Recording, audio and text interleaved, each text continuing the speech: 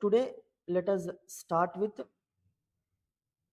SA-210. As I have already told you, SA-210 deals with agreeing to the terms of audit engagement. What? No, it is recording. Here it's timing right, 31, 32.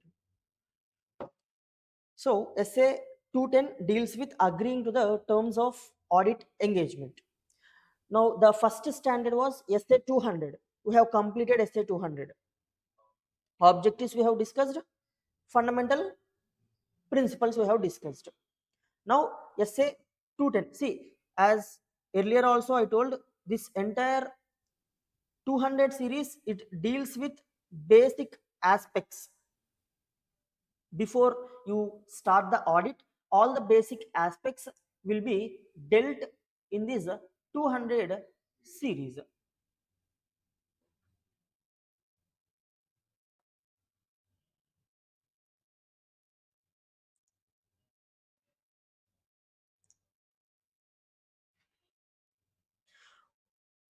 The name of SA-210 is agreeing to the terms of audit engagement. So only if auditor and management agrees to the terms of audit engagement, the audit will start. If they don't agree with the terms of audit engagement, you cannot start the audit. Okay.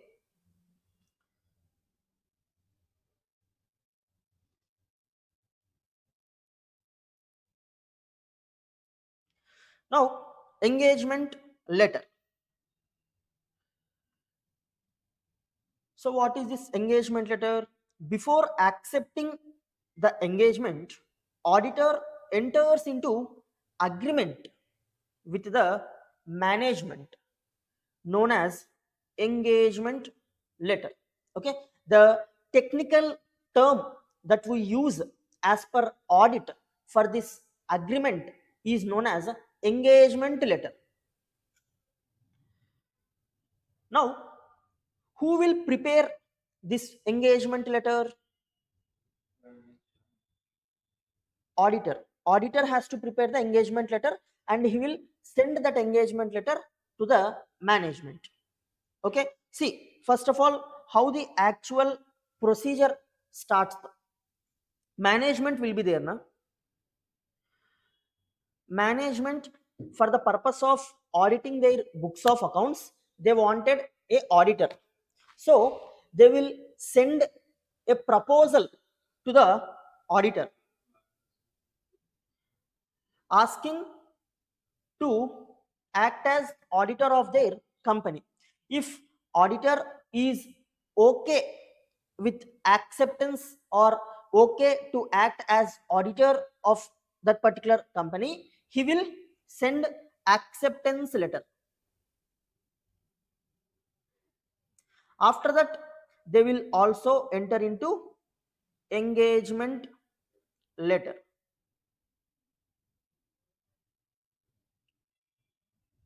And this engagement letter, it has to be signed by both auditor as well as management. Just like any contract will be signed by both the parties involved, the engagement letter should also be signed by the parties involved.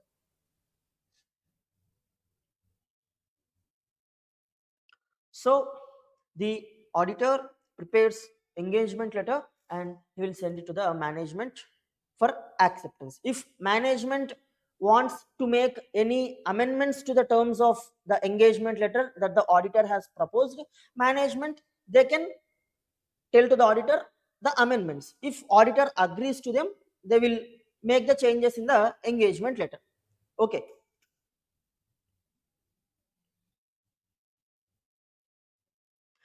Now, objective as per SA-210, if you see, for each and every standard that we discuss, there will be a objective for that particular standard. Now, what is the objective as per SA-210? Let us see. Auditor is to accept or continue an audit engagement only when the basis upon which it is to be performed has been agreed through, see, in the objectives there are two things.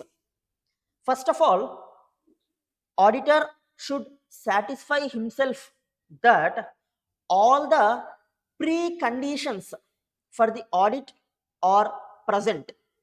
Only if the preconditions for the audit are present, auditor will accept the audit. If the preconditions are not present, auditor will not accept the audit. What are these preconditions? We will see. And apart from preconditions, there should also be common understanding between auditor and management. So only if these two are there, auditor will proceed further for doing the audit. Okay, so the objective of auditor as per SA 210 is, first of all, to check whether preconditions are there or not. Preconditions means conditions that has to be present before accepting the audit. That is the reason we are calling them as pre. Okay, so there are certain preconditions. We will see what are those preconditions in the coming slides. And next thing is common understanding. There should not be any confusion between auditor and management with respect to the terms of audit engagement. Okay, both should have common understanding. Let's say auditor is saying that in his engagement letter, he is saying that he will provide reasonable assurance. Management should also understand that in this engagement the objective is to provide reasonable assurance only, not absolute assurance. So like this, for whatever the terms that are discussed in the engagement letter, there should be a common understanding. Okay,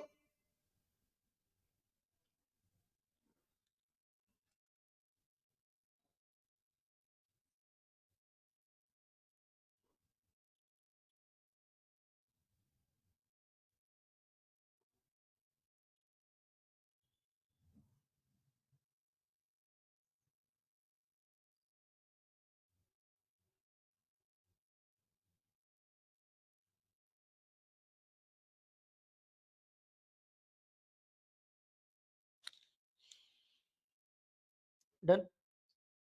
So what are the two objectives as per SA 210?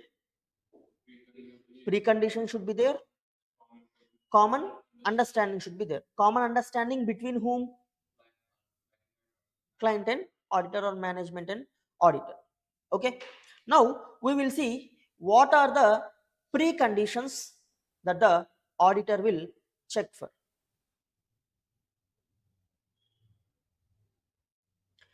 The preconditions for an audit. The first precondition is financial reporting framework. That the who will select the financial reporting framework? Management will select the financial reporting framework.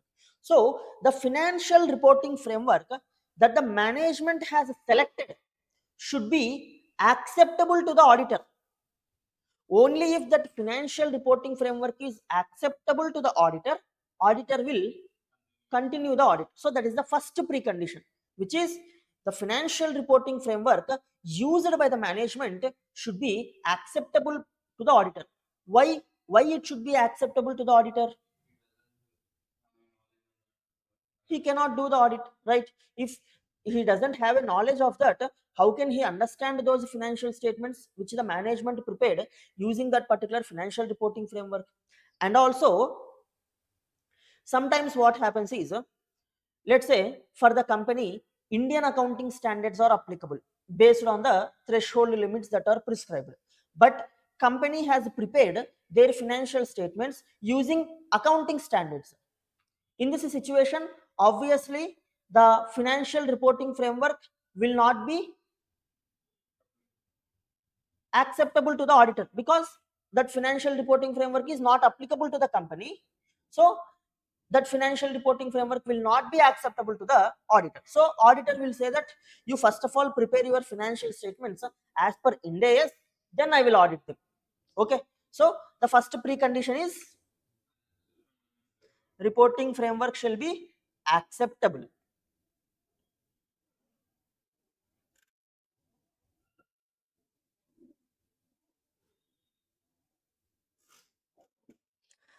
Next precondition. Now management is having certain responsibilities. What are the basic responsibilities of management towards this audit?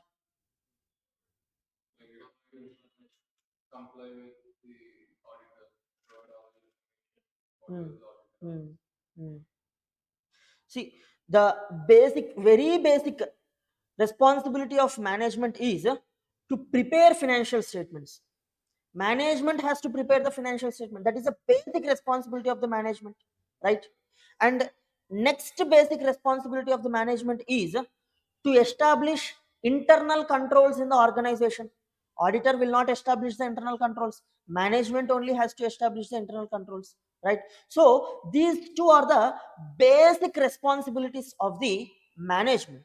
So the second precondition is that management should provide a written agreement or a written consent to the auditor that management will discharge their responsibility with respect to preparation of financial statements and establishment of internal control.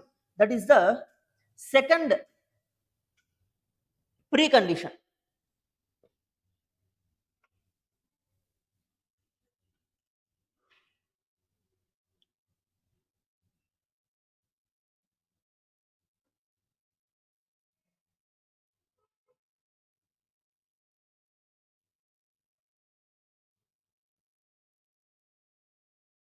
See, from now on, what we'll do is I'll first of all explain you the entire slide. After explaining the entire slide, I will give you time for noting down. Okay, we'll go like that from now on.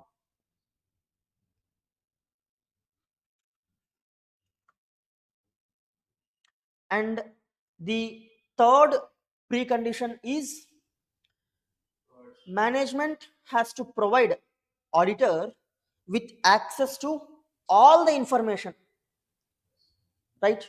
Now management has provided auditor with all the information. If auditor asks for any additional information which management has not provided earlier, even such additional information should also be provided by management to the auditor. And finally, management should provide auditor access to the employees and various other persons either inside of the organization or outside of the organization, so that auditor can gather information with respect to company from the employees or outside parties. Management should not restrict the access of the auditor to various people. Okay, so this is the third precondition, which is management has to provide all the information. Management should also provide such additional information that the auditor will ask for, and management should provide unrestricted access to all the people either within the organization or outside of the organization. Got it? This is the third precondition. Only if these preconditions are there, auditor will accept the engagement, otherwise he will not accept the engagement. Okay, now you can write down this.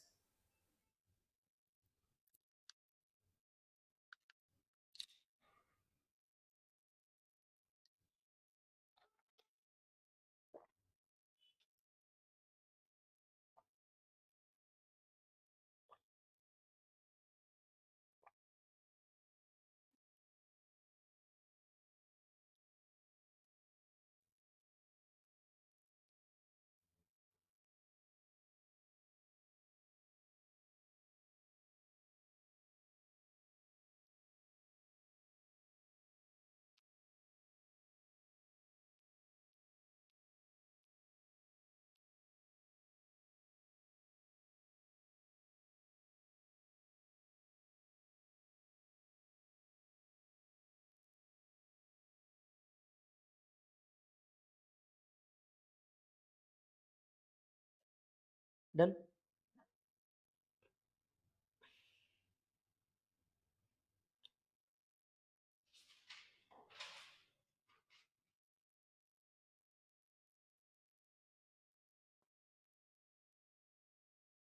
Yeah. So these are the three preconditions. Next, what if preconditions are not present? He will not accept the audit. Simple, right? The auditor shall discuss the matter with management. Okay, instead of straight away rejecting the engagement, he should first of all discuss with the management. Why you are not providing me these preconditions? He should ask for the management and he should request them if they will provide these preconditions. Even after discussion also they don't provide the preconditions, then you don't have any other option apart from rejecting or not accepting the engagement. You can note down.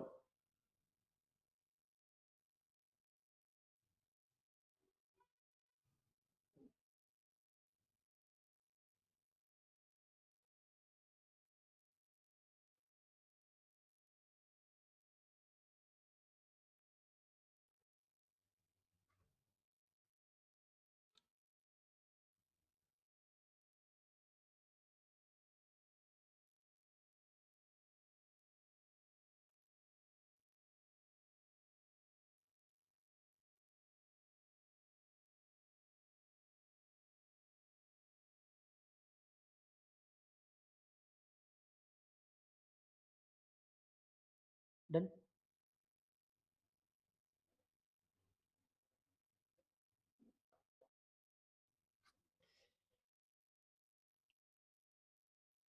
Next, in the objectives that we have discussed, the first one is precondition, second one is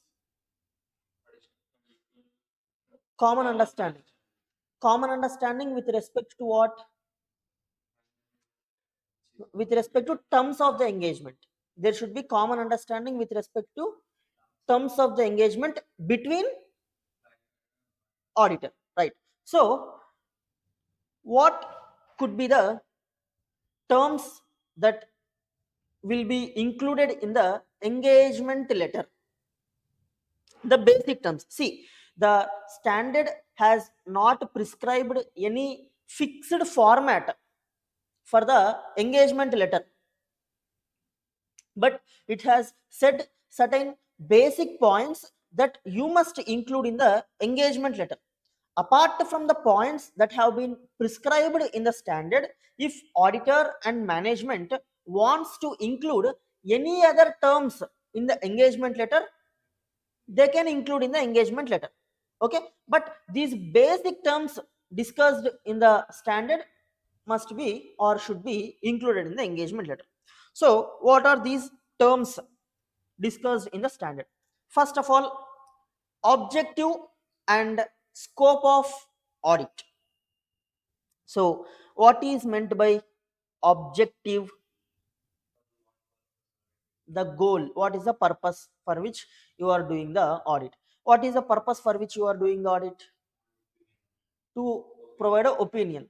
How you will provide opinion? By obtaining reasonable assurance, the objective paragraph that we have discussed, right? So that entire objective paragraph, it will be copy pasted in the objective, in the engagement letter as objective of the audit. Got it? So what is the objective? To obtain reasonable assurance that financial statements as a whole are free from material misstatements, whether due to fraud or error, thereby enabling the auditor, enabling the auditor to express, sorry, thereby enabling the auditor to determine whether financial statements materially prepared as per applicable financial reporting framework or not. After that, based on that, he will express the opinion, right? So that entire paragraph you'll copy paste in the engagement letter. Got it? Next, scope. What is meant by scope? Scope means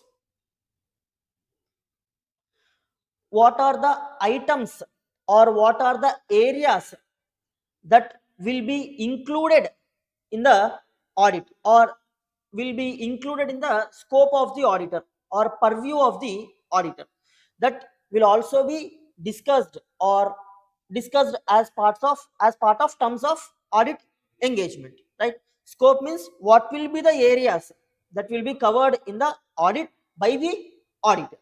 Got it? Generally, the scope of audit will be all the areas that will have impact on the financial statements. Okay, whatever the area, whatever the item has impact on the financial statements, that will be included in the scope of the audit. Got it? Next, responsibilities of auditor. So what is the responsibility of auditor? Sorry, those are not the responsibilities, those are the fundamental principles that has to be followed, that you can't say as responsibility. The responsibility of the auditor is to do the audit, right? Doing the audit is responsibility of auditor. After doing the audit, providing opinion in the form of a report is also the responsibility of the auditor. Okay, auditor's responsibility is not to prepare financial statements. Auditor responsibility is not to implement internal controls, but auditor's responsibility is to review financial statements. Auditor's responsibility is to review internal control. Auditor's responsibility is to provide opinion on the financial statements, right? So all these responsibilities of the auditor will be clearly indicated in the terms of the audit, terms of the engagement letter. Why it is important to include these responsibilities of the auditor in the engagement letter? Yeah, not only he, even the management should also know what the auditor will do. Because if you don't clearly mention this in the engagement letter, management might think that I need not prepare the financial statements, auditor only will prepare the financial statements. Like this, management might think, right? So, to clearly convey them, this is my responsibility, you have to include the responsibilities of auditor in the engagement letter. Okay. After responsibilities of auditor, you should also include responsibilities of management. What are the responsibilities of management? Financial statements, all the preconditions are there na, all of them are responsibilities of management only. Got it? Next, identification of applicable financial reporting framework. Now, what is this identification of applicable financial reporting framework? So the engagement letter should clearly mention as per which financial reporting framework management has prepared the financial statements. Why it is necessary to mention this point in the engagement letter?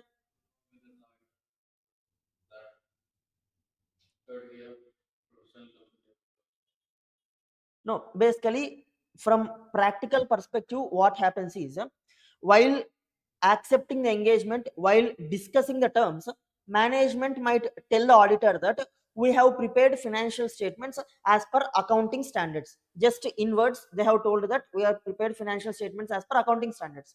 But actually, when auditor went for audit, he found that financial statements are prepared as per Indian accounting standards, right? So to avoid this, if it is clearly mentioned in the engagement letter itself that for financial statements have been prepared as per so and so applicable financial reporting framework, there will not be any confusion, right? Next, expected form and content of reports to be issued. What is meant by expected form and content of reports to be issued?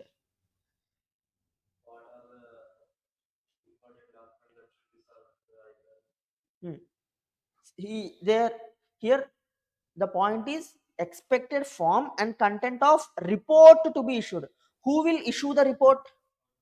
Auditor. What report he will issue?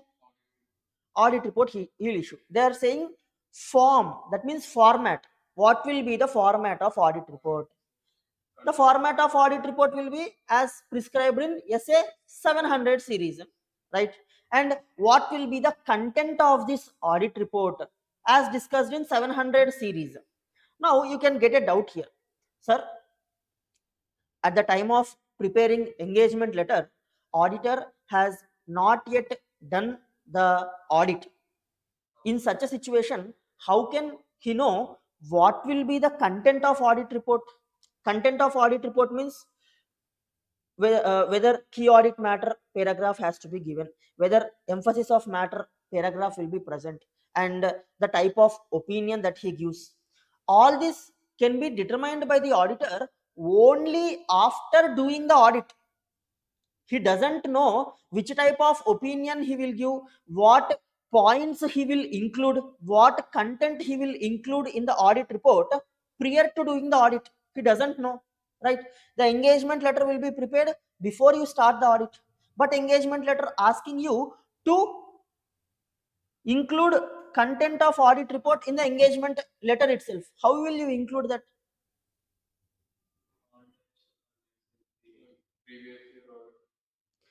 No, previous audit report, the content of previous audit report will differ from content of current year audit report, but the format will be same, right? So here in engagement letter you should mention the basic format in which audit report will be given, and you should clearly mention a point that this content is subject to change after doing the audit. Okay, so this point you should mention that the content that I am telling you in the engagement letter, that in so and so form I will give the audit report, that is subject to change after I do the audit. Got it? So these are the basic terms of audit engagement letter. Now, apart from these terms, what could be various other terms that the auditor can include in his audit report? Sorry, not audit report, engagement letter. What could be the other terms that he can include in the engagement letter? That will be covered in the management responsibility. He can include about fees, right? So and so fee has been discussed. He can also include how many staff he will allocate for the audit work. He can those all those things he can include. And he can also include where the audit will be conducted, either at the client's premises or at the auditor's premises, right? So like this, whatever the points that the auditor feels that they have to be included in the engagement letter based on the circumstances of the situation, he can include them in the engagement letter. Got it?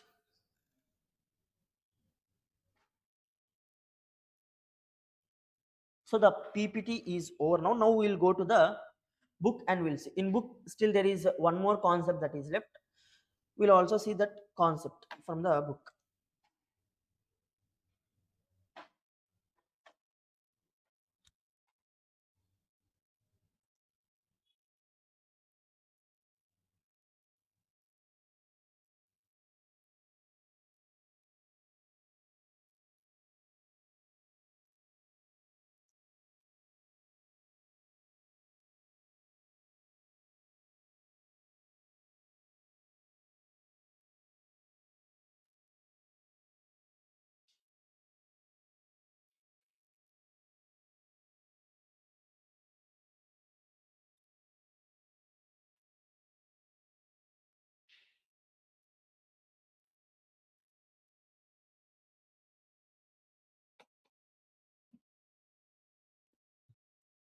So before going to that concept, we'll once quickly look the things that we have covered till now.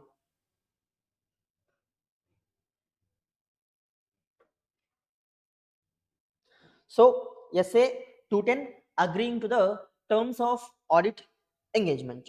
Objective. What is the basically this standard? It is effective from 1st April 2010. That means this standard has been issued on that particular date. And objective. Coming to the objective, first of all, there should be preconditions for the audit present and confirming that there is a common understanding of terms of the audit between auditor and the management. Okay. TCWG means those charged with governance.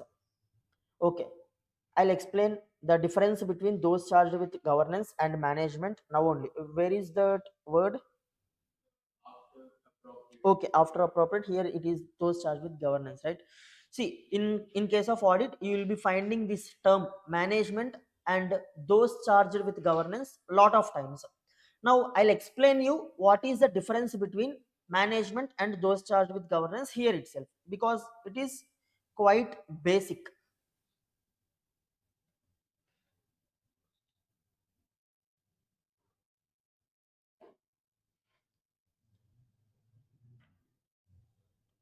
Management,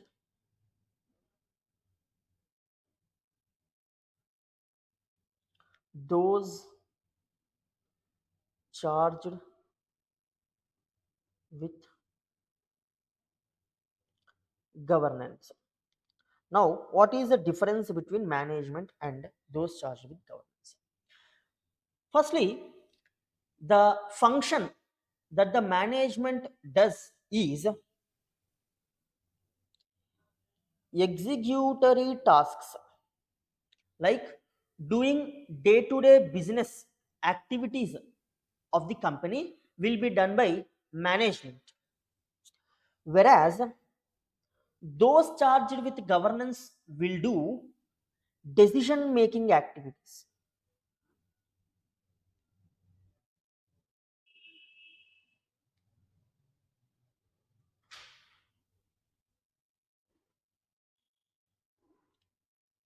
Those charged with governance will not involve in day to day doing business of the company. They will involve in overseeing the business. They will involve in decision making with respect to the business. Okay, that is the function of those charged with governance, and this is the function of management. Now,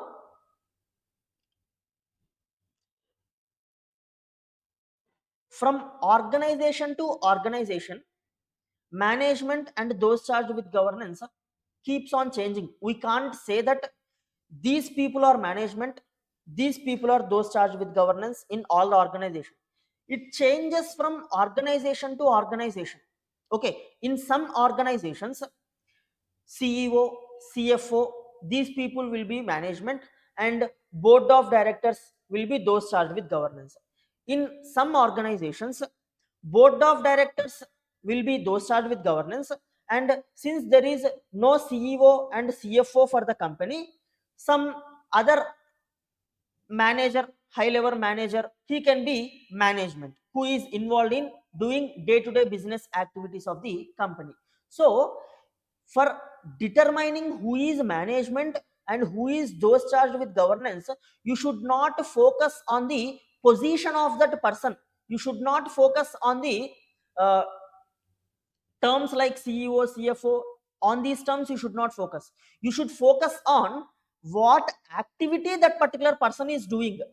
Okay, based on the activity they are doing, you should determine who is those charged with governance, who is management. Okay, in the organization, if a particular, let's say for example, there is a committee, audit committee. Now in the organization, the audit committee is given the responsibility with respect to decision making. Then in that organization, audit committee becomes those charged with governance. Okay, so you should see the activity that they are doing. Based on that, you have to determine those charged with governance and the management. And in some organizations, what will happen is there will not be separation between those charged with governance and management. The same people, let's say board of directors, directors, they themselves might be involved in decision making, and they are also involved in No, they are also involved in executory functions. In such situation, board of directors will be management and also those charged with governance. Both will be same. Okay, hope you understood.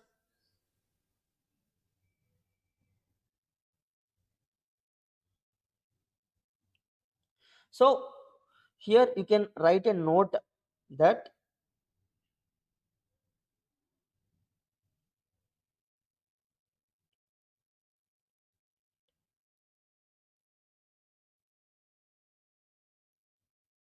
management and those charged with governance changes from entity to entity, and in some entities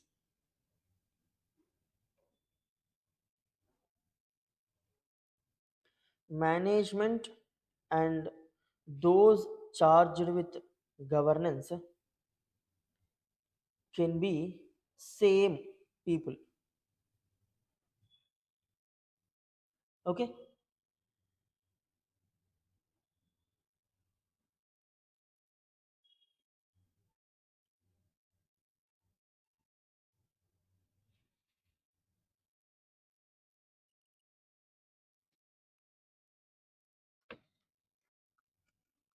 and in some situations what happens is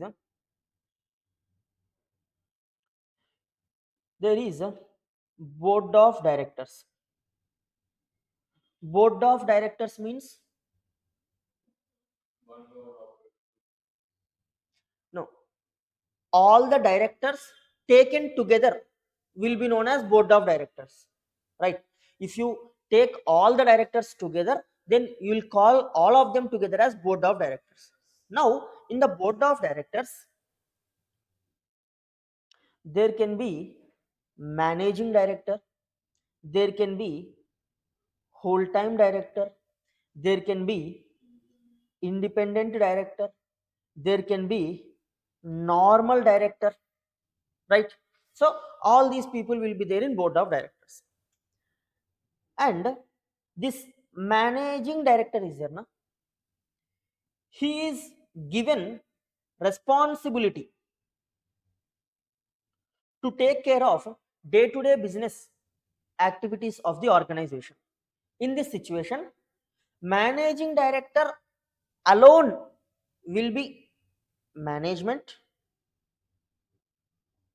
and managing director taken together with all other directors, that is board of directors, will be those charged with governance. Understood? Got it? Any doubt? All right. Yeah. So this is the difference between management and those charged with governance.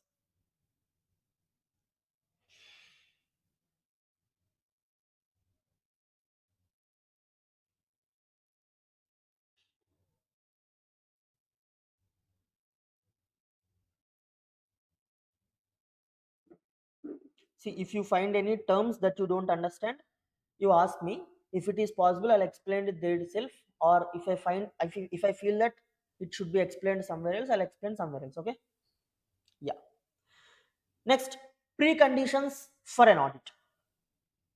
The first precondition is financial reporting framework should be acceptable. Next, agreement of management. Okay, management has to provide acknowledgement or a consent or an agreement to the auditor that it acknowledges and understands its responsibility with respect to preparation of financial statements, implementation of internal controls, and finally the third precondition is management should provide auditor with access to all the information and additional information which the auditor requires. And finally, management should also provide unrestricted access to persons within the entity from whom the auditor determines it necessary to obtain audit evidence. Got it? Next, note: if preconditions for an audit are not present, the auditor shall discuss the matter with management, and auditor shall not accept the proposed audit engagement unless required by law or regulation. This point we haven't discussed, right? Unless required by law or regulation. Now, if any authority, like, yeah, mm,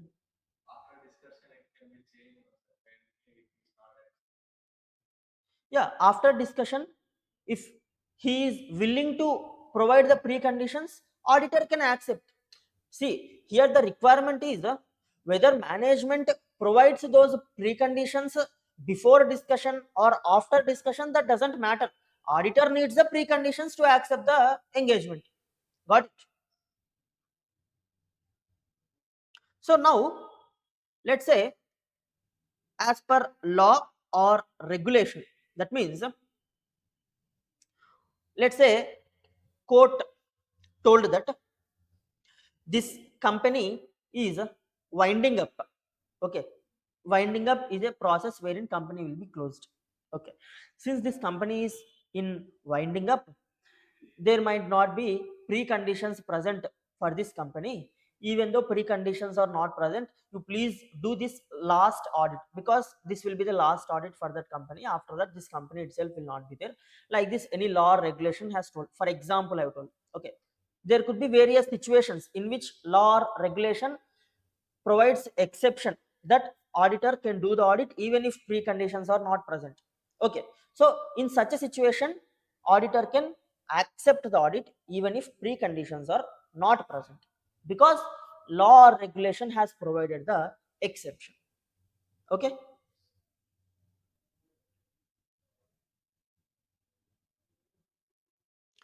question number 16. We'll see that question number 16.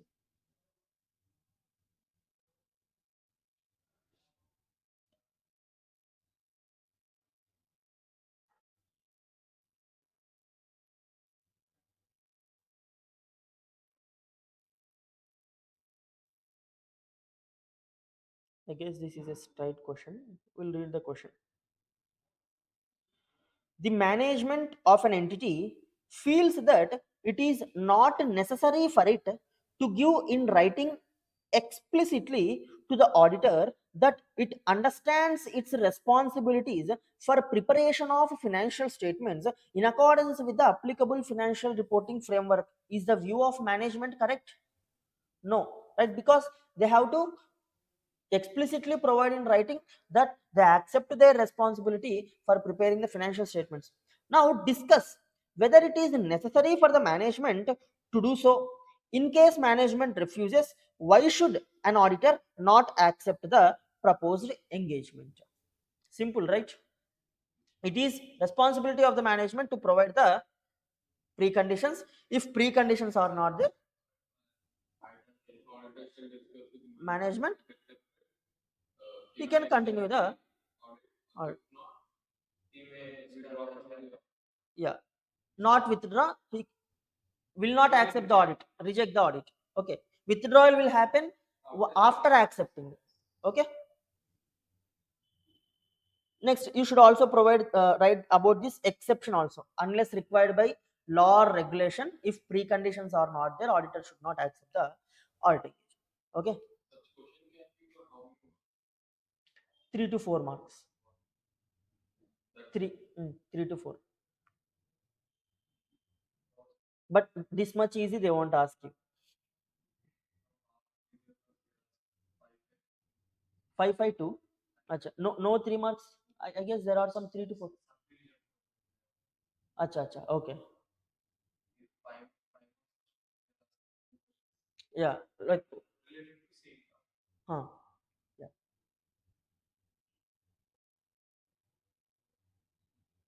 So question number 16. Next.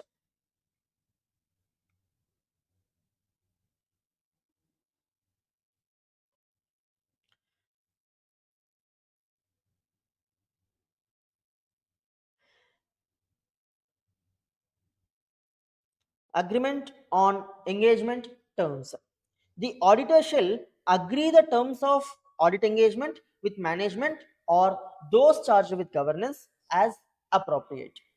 The agreed terms of audit engagement shall be recorded in an audit engagement letter. Now, whether it is mandatory to write in the audit engagement letter, the answer is yes. But there is a exception to this. The exception is if the terms of audit are already discussed in any law or regulation. Let's say, for example, you have been appointed as auditor of a bank. Now, the terms of audit for doing audit of a bank, if they are prescribed in RBI Act or any banking regulation act, in such a situation you need not again write the terms of audit in the engagement letter, okay, because there is a act itself which is passed in the parliament, right? That will be sufficient. Got it? Or other suitable form of written agreement, and it shall include, see they are saying it shall, that means shall means compulsory, may means optional, like, okay.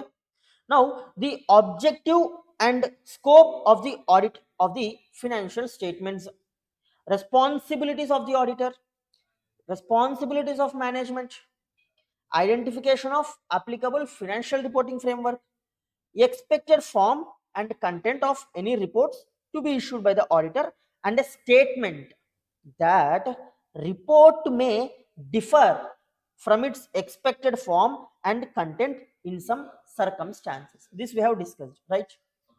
Yeah. Now, next, note: if law or regulation prescribes in sufficient detail the above terms of audit engagement, the auditor need not record them in a written agreement, provided that such law or regulation applies and the management acknowledges and understands its responsibilities. Okay, this exception just now have told you.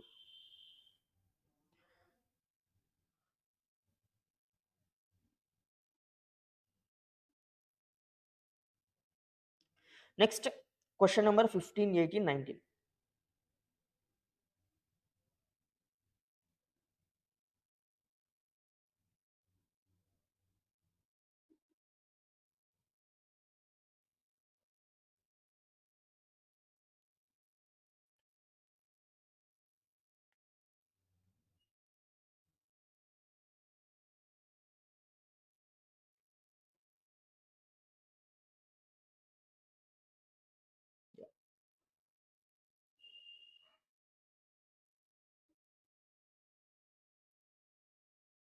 Yeah.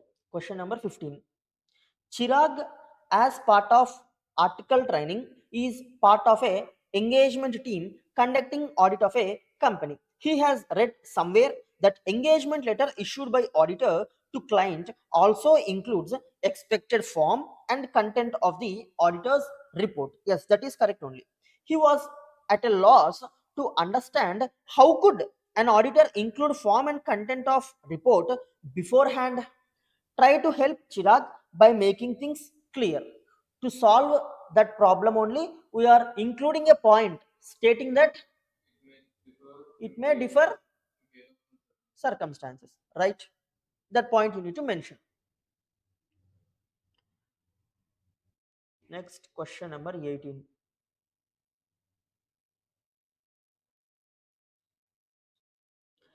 CAH has been offered audit of financial statements of a society engaged in promoting social causes such as setting up drug de-addiction centers for misguided youth and rehabilitating such young people by helping them find avenues of gainful employment. However, However, CAH failed to send audit engagement letter to the society's governing body and proceeded to conduct the audit. In the absence of this letter, the government body is of the view that purpose of such an audit is to provide absolute assurance against the probable errors and frauds in the financial statements. Does it constitute violation of fundamental principles governing professional ethics? State reasons for the same. Now, here the auditor, he has not sent engagement letter. Because of that, what happened? The governing body misunderstood that auditor will provide absolute assurance, whereas auditor here he provides only reasonable assurance. So in this situation, auditor has not complied with principle of the fundamental principle, that the auditor has not complied here. Now here in the standard, a rule is prescribed. You have not complied with rule, you have not complied with law, then you have not complied with the fundamental principle of competence, professional competence, right? So if you observe, did you observe in the question they have asked you to find which,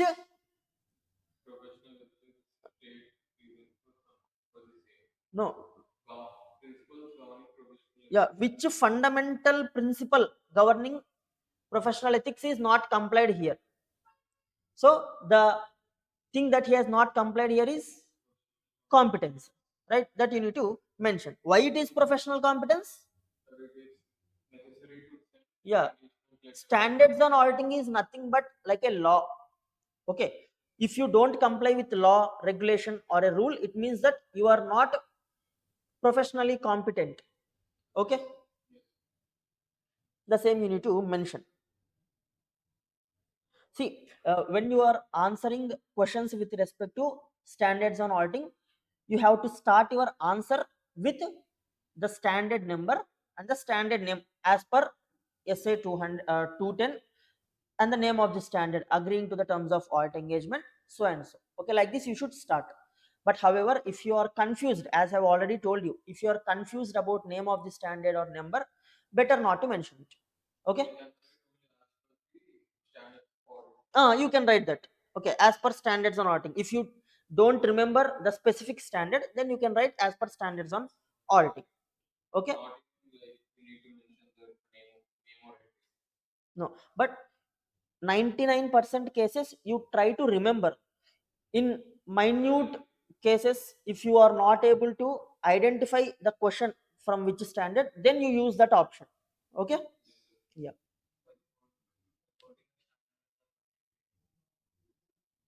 by quoting.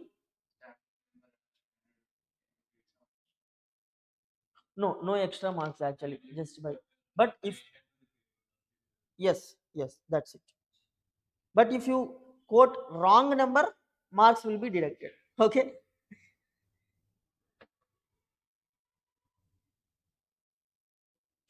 so if you see here, the absence of such letter leads to misunderstanding, and by not following requirements of SA 210, CAH is not acting ethically. How he has violated principle of professional competence and due care. Okay,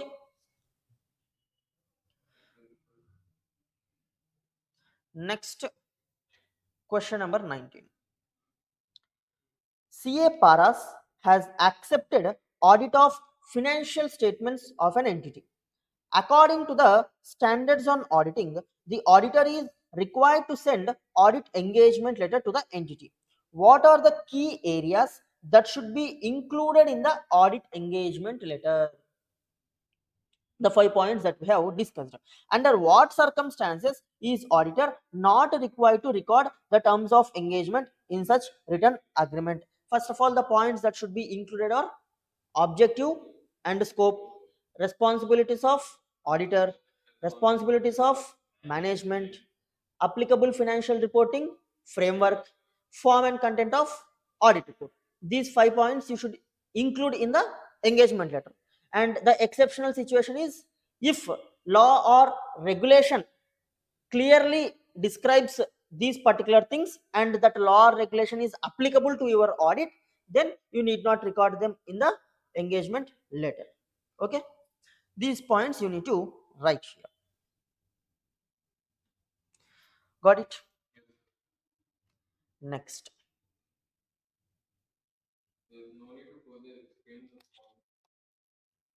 No need. Just writing these points is sufficient.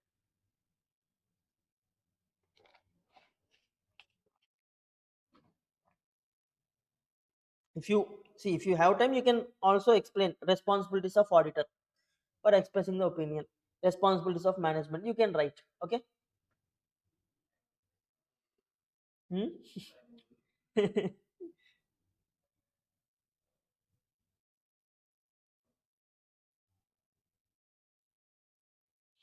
Next, limitation on scope prior to audit engagement acceptance. Now, what is meant by limitation on scope?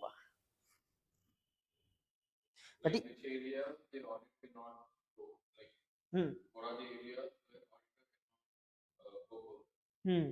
So, before accepting the audit itself, management is saying that auditor, you should not send external confirmation to the debtors. Auditor, you should not attend physical inventory counting. Like this, before accepting the audit itself, management is putting limitations on the scope of auditor. Now, if auditor cannot send external confirmation, how can you obtain audit evidence with respect to debtors? If auditor cannot attend physical inventory verification, how can he obtain audit evidence with respect to inventory? Right? So, management is putting limitation on the scope of auditor. So, in these situations, auditor better not to accept the audit. Right? He has to see if at all there is any alternate procedure for me to obtain audit evidence in that area apart from the restriction that the management has put.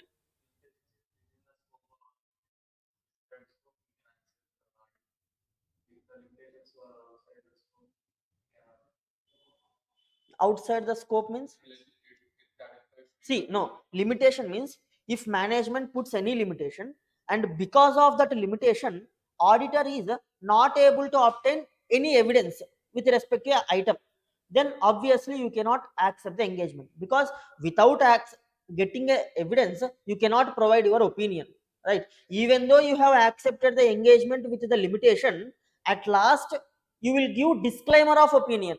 Disclaimer means there are basically three types of modified opinions: qualified, adverse, disclaimer.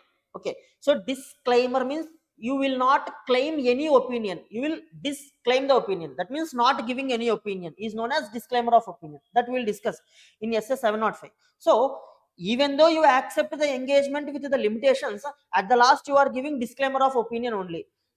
For giving disclaimer, why to accept the engagement in the first place? Got it? See, if management or those charged with governance impose limitation on scope of the auditor's work such that auditor believes that the limitation will result in the auditor disclaiming an opinion on the financial statements, then the auditor shall not accept such a limited engagement as an audit engagement unless required by law or regulation. Here also again the same exception. If law or regulation prescribes that auditor, even though there is a limitation on scope, you accept the engagement. If there is such exception in any law or regulation, then you can accept. Mostly no law and regulation such exception is there, but based on the circumstances, any court or tribunal might order for such exception. Okay, in such situation auditor he can accept the engagement, but even after accepting the engagement, in the audit report he will mention this point that he has not complied with the auditing standards for doing this audit. He has accepted this audit because of the law or regulation. Like this he will mention in his audit report even though he has accepted. Okay, next. Now, after you have accepted the engagement, see, before the engagement letter will be prepared, right? Engagement letter is okay, you have accepted it, and based on that you have also accepted the audit. Now after accepting the audit, management wants to change terms of the engagement letter. Okay, before accepting the engagement you have agreed to particular terms, and with those terms you have started your audit.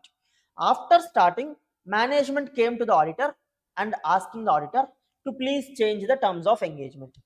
In such a situation, should auditor accept that change of the terms, or auditor should reject such change of terms? We'll discuss that. Okay.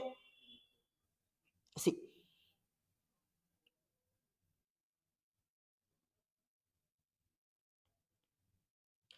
change in terms of engagement letter.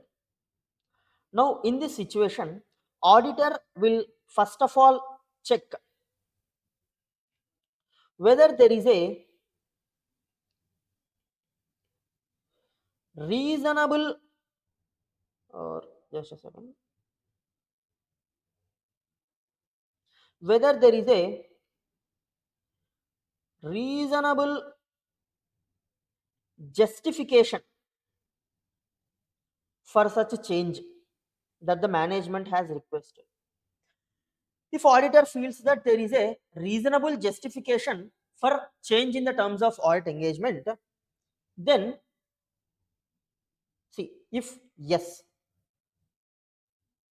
there is a reasonable justification, then auditor will accept the change. If there is no reasonable justification, then auditor will not accept the change.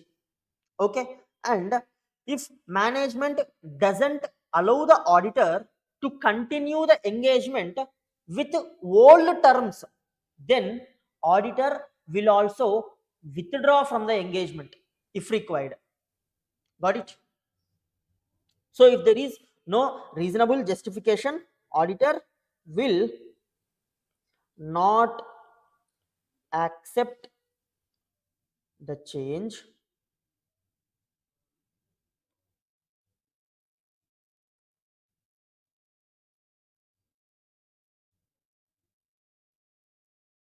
and he can also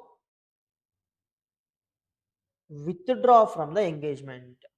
Okay, now while withdrawing, he has to see whether there is any responsibility on him to communicate about his withdrawal to any party, like to any authority or to the person who has appointed him, whether there is any responsibility on him to communicate about why he is withdrawing. Okay, he needs to consider that. Got it? Any doubt? No doubt? Then what is meant by reasonable justification?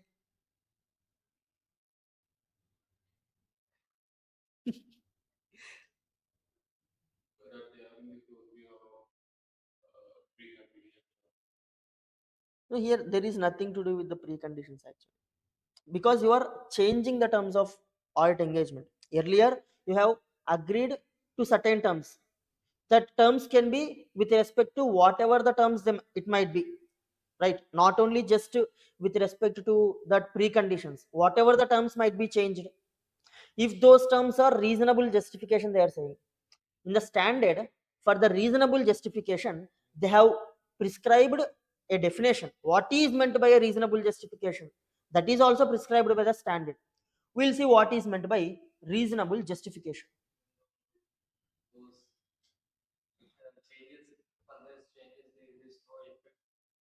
No effect on the audit, it can be called as reasonable justification generally, but standard specifically mentioned 2 points. Okay, we will see those 2 points. What you said is correct only. Reasonable justification means if such a change doesn't have any impact on the audit, then you can call it as a reasonable justification for the change. Okay, now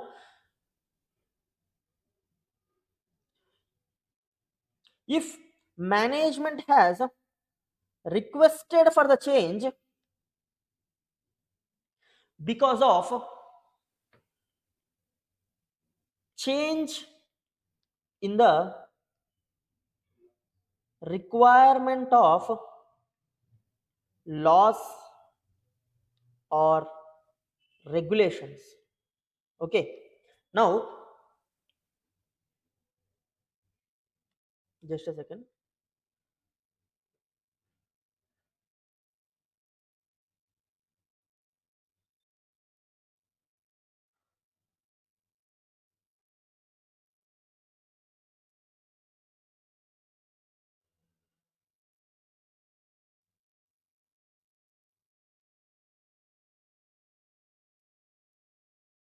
Okay, not laws or regulation, the requirements, just the requirement, change in the requirement. It could be because of law or regulation.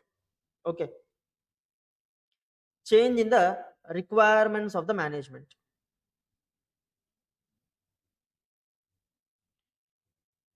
Change in the requirements of management means, let's say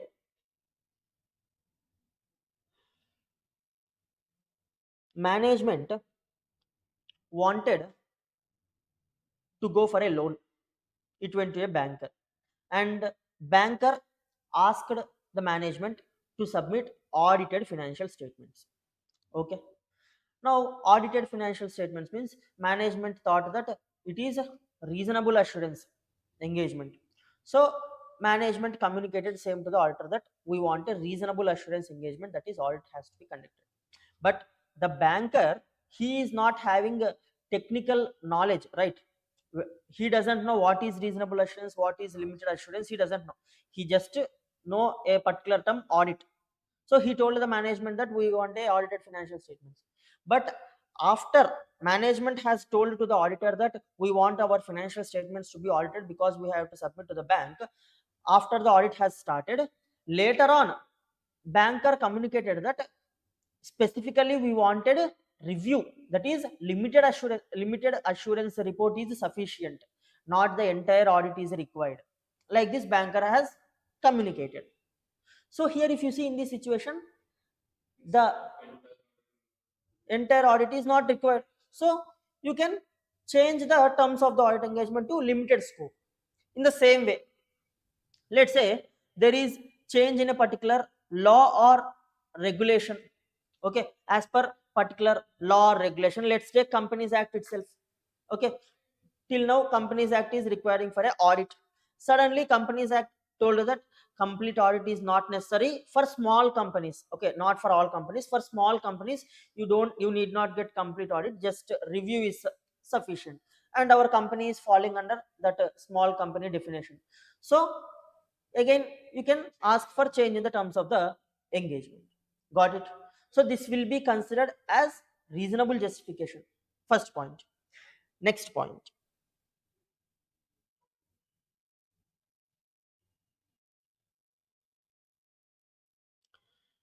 Management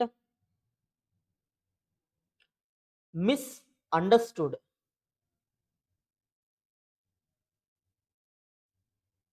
the terms of engagement. Okay, earlier they have entered into the engagement letter, but management has misunderstood the terms of engagement letter. Like for example, auditor told that I will do the audit, my purpose is to do the audit, but management thought that auditor will also prepare financial statements. Management misunderstood the terms, but actually auditor doesn't mention that he will prepare financial statements. So like these situations, if management has misunderstood any of the terms of the engagement letter, then also management can request for change of those terms. That will also be considered as a reasonable justification. Got it? So in these two situations, it will be considered as a reasonable justification. Apart from these two situations, because of any other situation management requests for change in the terms, auditor will not accept the change. Okay, only in these two situations management requests for the change, auditor will accept. Okay, let's say auditor, earlier the terms are agreed, and auditor is auditing debtors balance, And while auditing debtors balance, management suddenly realized that there are fake debtors booked in the books of accounts. Now management doesn't want the auditor to audit the debtors. So what management has done, management has asked the auditor, please change the terms of audit engagement. In the engagement letter you mention a term stating that you should not audit debtors. Now in this situation management is requesting for change of the terms in order to prevent auditor from detecting a fraud. So in these types of situations, auditor will not accept for the change in the terms of audit engagement letter. Got it? Have you noted this down? Yeah.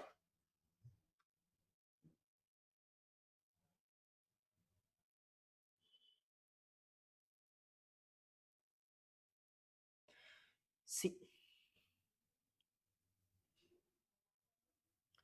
acceptance of change in terms of audit engagement. The auditor shall not agree to a change in the terms of audit engagement where there is no reasonable justification for doing so. Now, what is meant by a reasonable justification? Let's see. A change in circumstances that affects the entity's requirements. That means the requirements of the entity have changed. You can call it as a reasonable justification. Or a misunderstanding concerning the nature of service originally requested may be considered as a reasonable basis for requesting a change in the audit engagement terms. Okay, these two will fall under reasonable justification. Next, in contrast, a change may not be considered reasonable if it appears that the change relates to information that is incorrect, incomplete, or otherwise unsatisfactory. Okay, if management requests you to change the terms of audit engagement in order to cover up any misstatements that it has done, in order to cover up any frauds that it has done, then that change is not acceptable. Got it? Next, even though there is a reasonable justification, before accepting such a change, the auditor will consider certain points before accepting the change. Even though there is a reasonable justification, before accepting such change, auditor considers following. What are they? See, considerations before agreeing the change in the terms of audit engagement.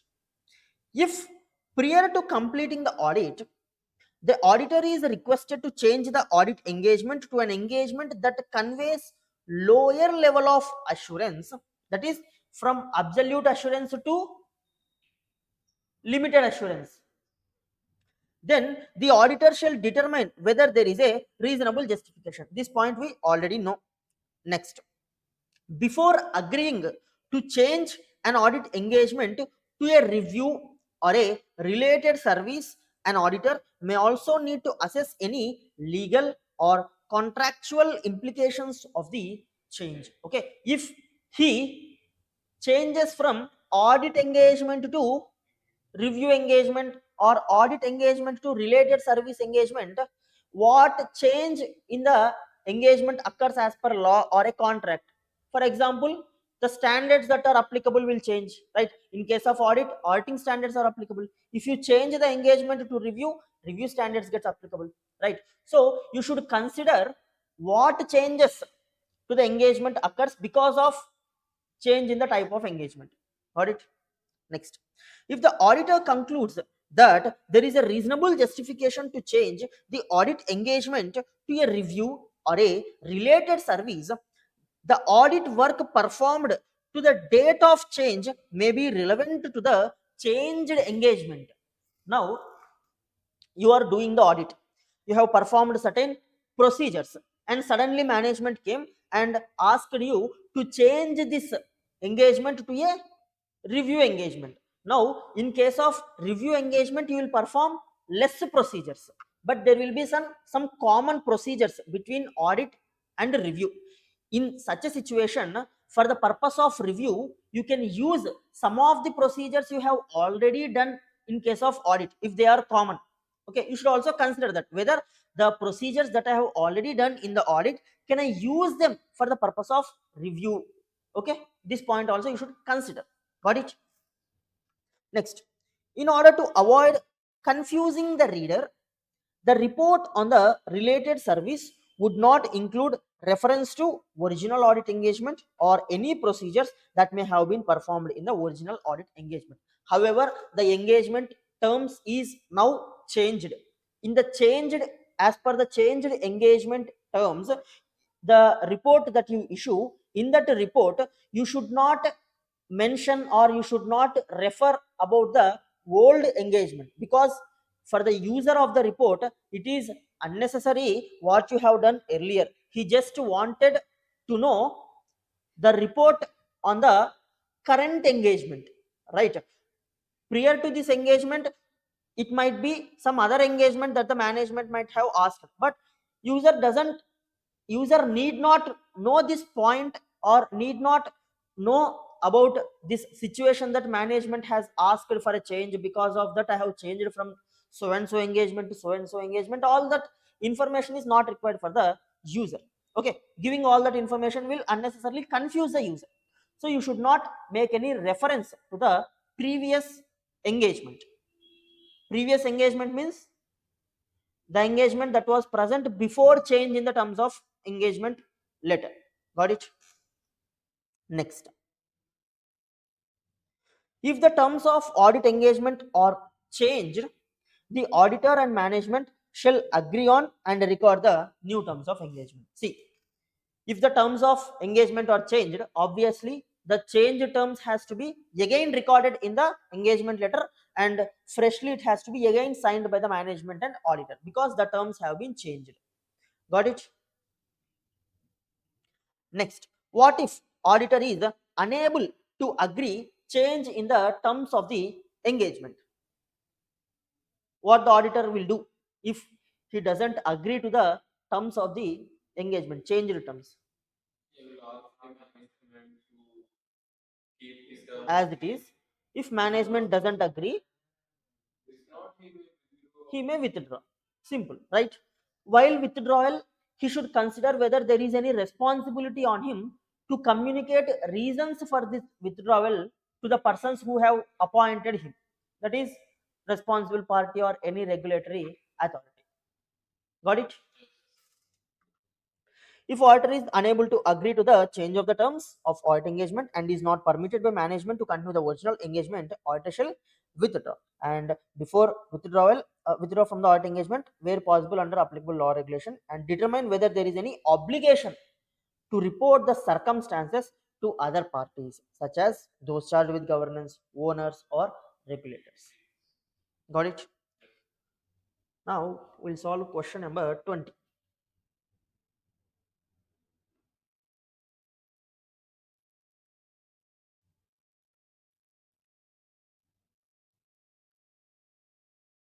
Yeah.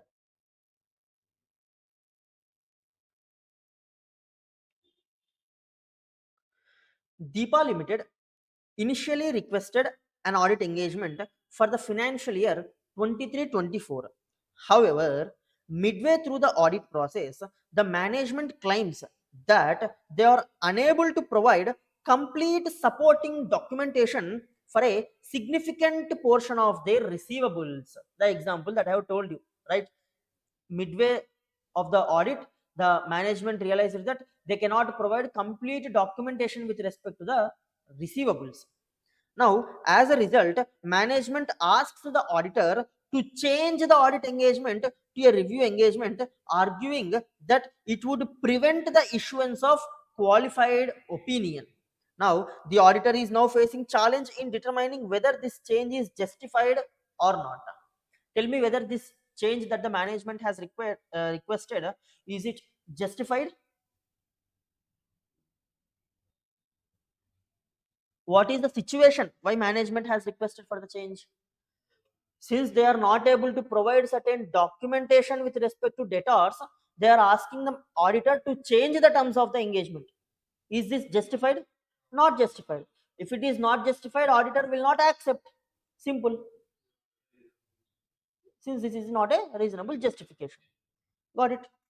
You need to mention the same. You should suggest the same to the auditor in the question, that you should not accept the engagement since it is not reasonable. Hmm. In the current situation, the reason why management requested for the change is so and so, such under reasonable justification, so you should not accept. Got it? Power cut, I guess, right?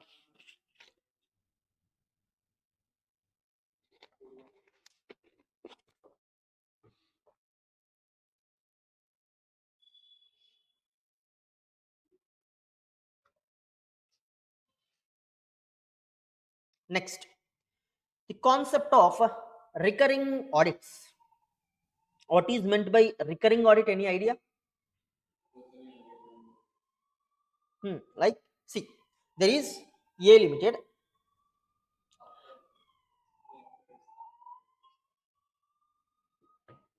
No, that can also be called as recurring audit, but for this purpose, from the point of view of this engagement letter, for this concept, yeah, same person, same auditor is doing the audit of the company for many years is known as recurring audit.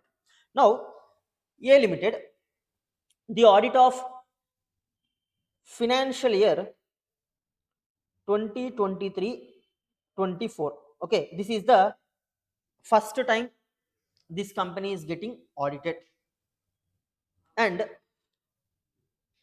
Mr.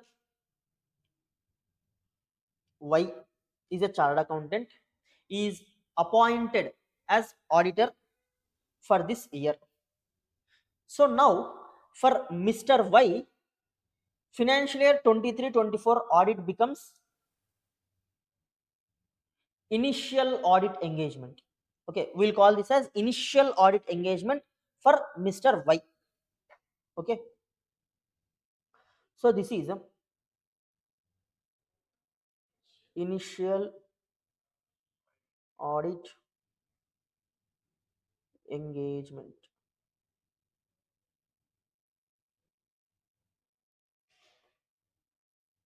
Now let's say in the previous financial year, okay,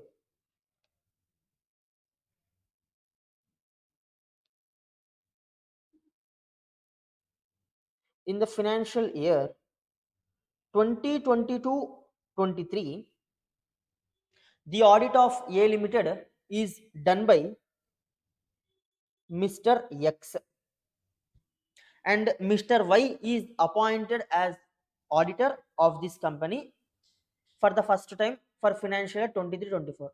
In this situation also, this audit becomes initial audit engagement for Mr. Y because he is auditing this company for the first time. Got it? Now, after 23-24, next year 24-25,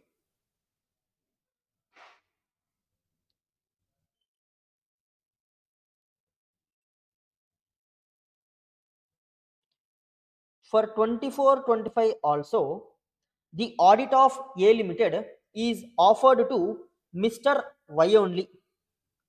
In this situation, for Mr. Y, the audit of 24-25 becomes recurring audit.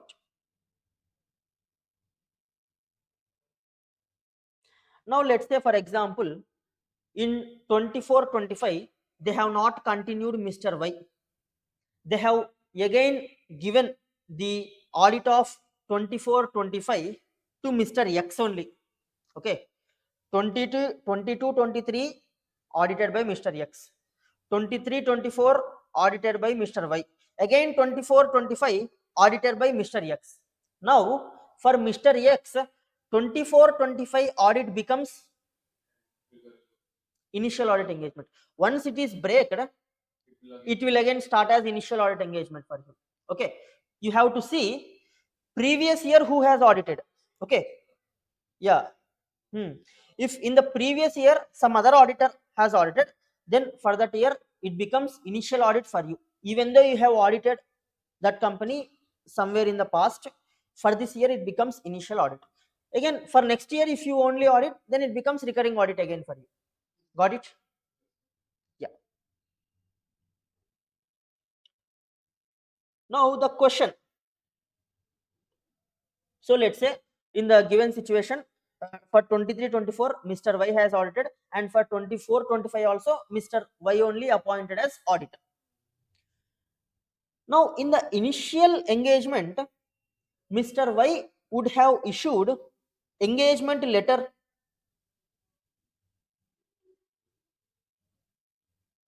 to the company for the first time in 23-24. Now the question is whether in 24-25 also again a new engagement letter has to be given, or the same engagement letter can be continued. Basically, it depends. See, in recurring audit, the auditor has to decide based on the circumstances whether he should give a new engagement letter again, or he should continue the old engagement letter only. That auditor has to decide based on certain conditions. So on which basis auditor will take this decision of whether to give separate engagement letter for the recurring audit or continue the old engagement letter, those we will see now. Okay, you understood this thing, right? Initial audit, engagement, recurring audit. Yeah. Now,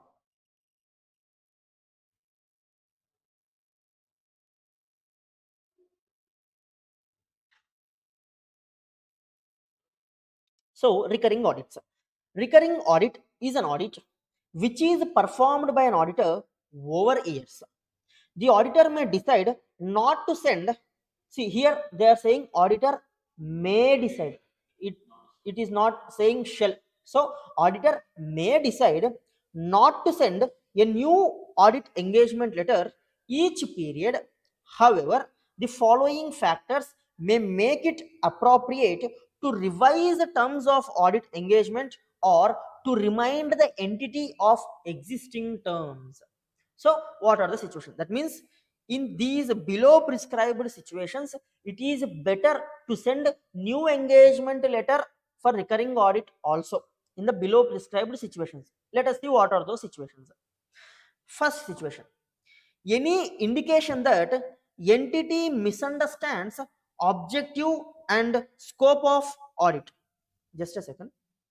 So yesterday, due to the power cut, we were not able to discuss just the last concept of SA-210.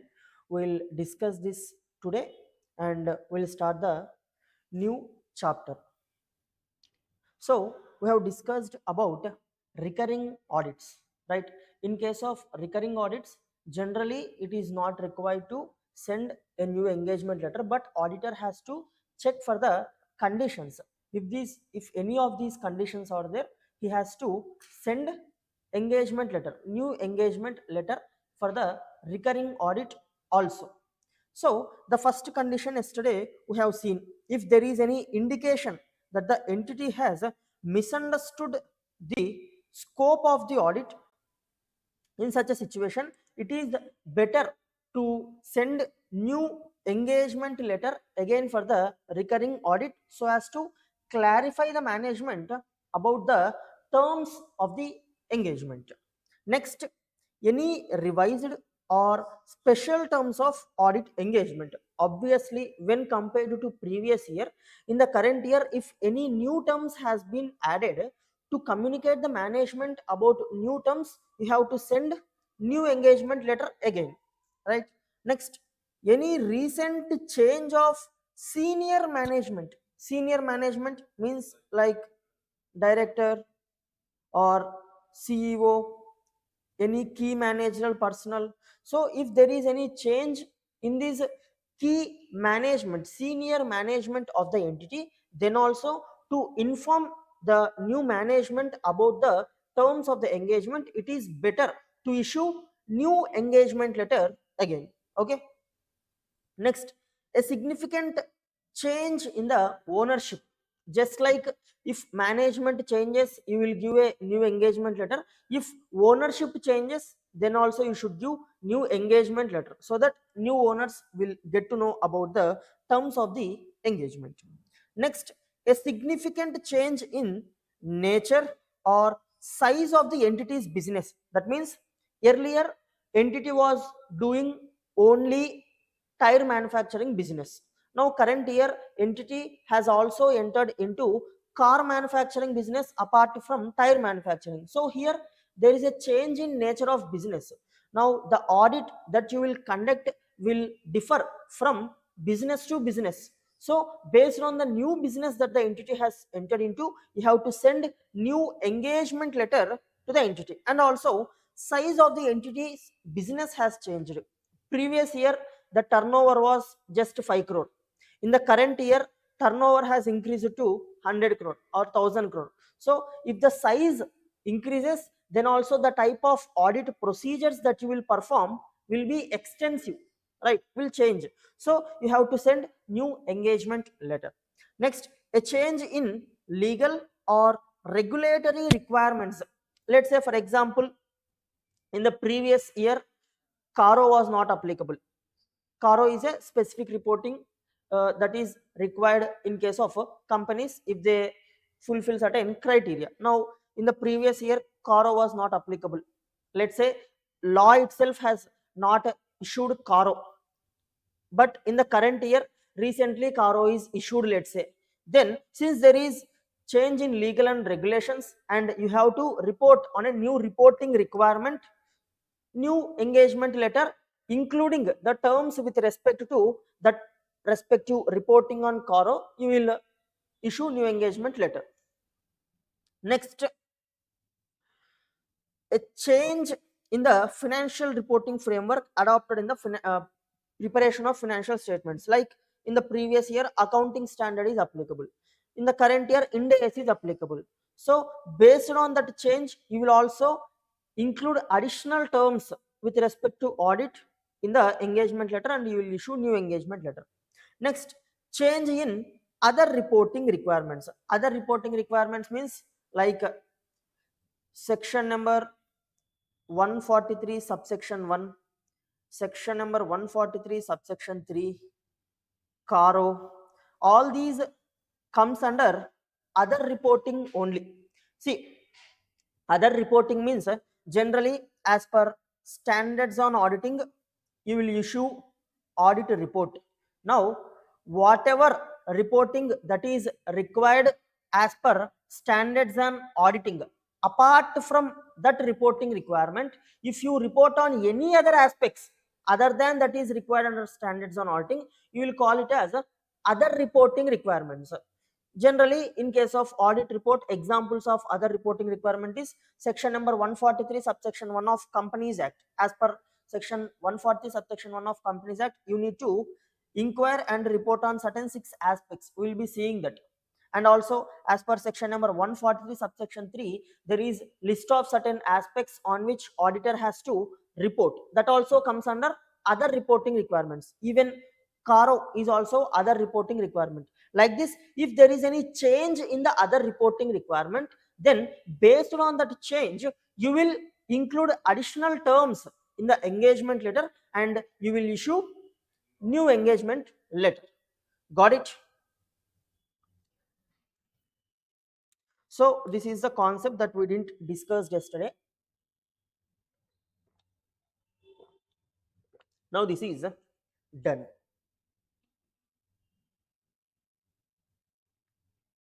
There are two questions with respect to this. Question number 17 and 21. Let us see them.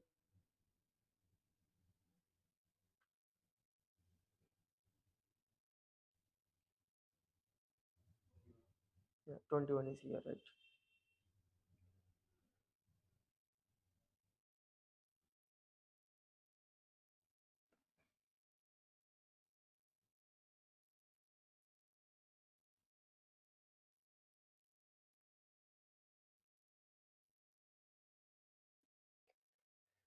CA Puneet is appointed as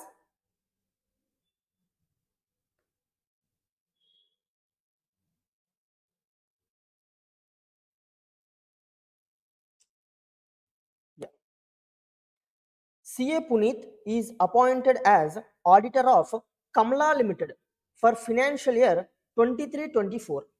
The management of Kamla Limited has requested the auditor to change terms of original engagement, as the company has diversified its business and few new products have been introduced by the company. Whether CA Puneet can agree to the request made by the management, under which circumstances can the client make a request to the auditor for change in the terms of engagement. Now tell me whether in this situation can auditor agree for the change, because management has requested for the change because of addition of new products. You can say nature of business, nature and size of business has changed. And what are some other situations in which management can request for the change in the engagement letter? You should also write down them, which is change in circumstances affecting the need for service, misunderstanding as to nature of audit or related services originally requested, and a restriction on scope of engagement, whether imposed by management or caused by the circumstances. Basically these points comes under reasonable justification for change in the terms of engagement, right? So in those circumstances management can request auditor for change in the terms of the engagement. Next, question number 17.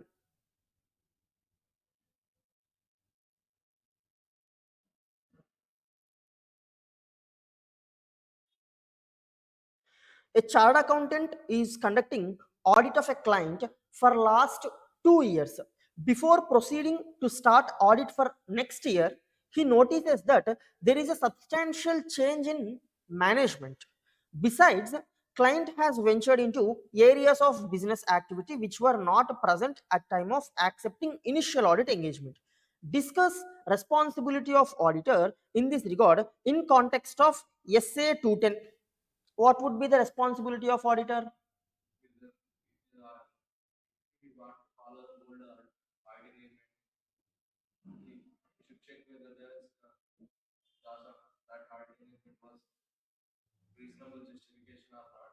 No, here the reasonable justification point doesn't occur, because question says that there is a substantial change in the management. That means management has changed substantially, and client also ventured into areas of business, new areas of business. So two important points are present. So here obviously auditor should issue new audit engagement letter, right?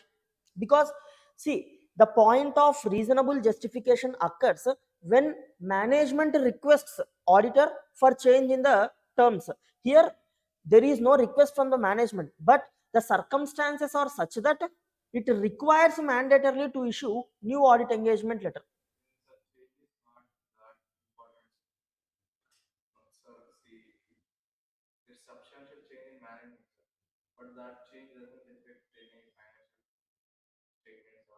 No, here it doesn't have uh, impact on financial statements. See, first of all, you should understand, in the previous year there is Mr. A and Mr. B in the management. So in the previous year you have issued engagement letter to these people who is the management. So these people, they know about terms of audit engagement. Now in the current year Mr. A is present as it is, but in place of Mr. B, Mr. C has come. There is a change in the management. Now it becomes your duty to communicate to the new management that these are the terms of audit engagement letter. Okay, whether it impacts financial statements or doesn't impact financial statements, since the people have changed, they don't know what are the terms, you have to communicate with them. So you will issue new engagement letter. Got it?